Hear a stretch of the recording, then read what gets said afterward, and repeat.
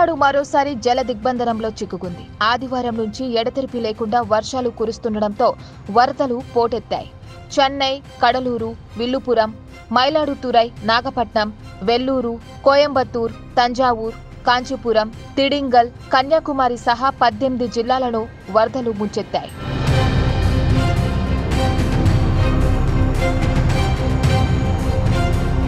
భారీ వర్షాలు, వరదల వల్ల వేలాది ఎకరాల్లో పంట పొలాలు నీట మునిగాయి. చేతికొచ్చిన పంట నీటిపాలు కావడంతో అన్నదాతలు తీవ్రంగా నష్టపోయారు. పొంగల్ పండగ సమయంలో వరదలు సంభవించడంతో రైతన్నలు లబోదిబోమంటున్నారు.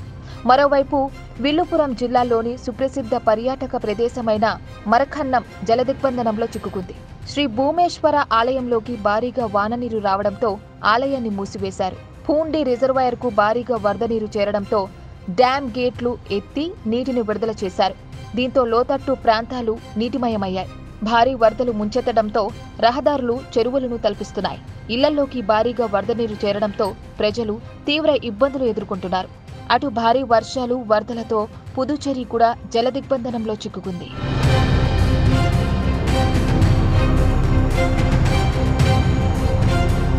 బంగాళాఖాతంలో వాయుగుండం ఏర్పడడంతో తమిళనాడులో భారీ వర్షాలు కురుస్తున్నాయి. మరో 48 గంటల్లో భారీ నుంచి అతి భారీ వర్షాలు కురిసే అవకాశం ఉందని వాతావరణ శాఖ హెచ్చరించింది. 10 జిల్లాలకు రెడ్ అలర్ట్, మరికొన్ని జిల్లాలకు ఆరెంజ్ అలర్ట్ జారీ చేసింది. అటు భారీ వర్షాల వల్ల కొన్ని జిల్లాలలో విద్యా సంస్థలకు సెలవులు ప్రకటించారు. గత ఏడాది తమిళనాడులో తీవ్ర వర్షపాతం నమోదైంది. ప్రధానంగా మిచాంగ్ తుఫాను చెన్నైని తాకడంతో కోట్లాది రూపాయల ఆస్తి నష్టం వాటిల్లింది. మిచాంగ్ తుఫాన్ నుంచి పూర్తిగా కోలుకోకముందే తమిళనాడును మరోసారి వరదలు ముంచెత్తాయి.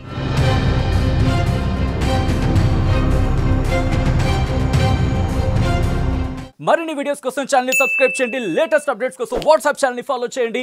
అండ్ లింక్ డిస్క్రిప్షన్ లో ఉంది.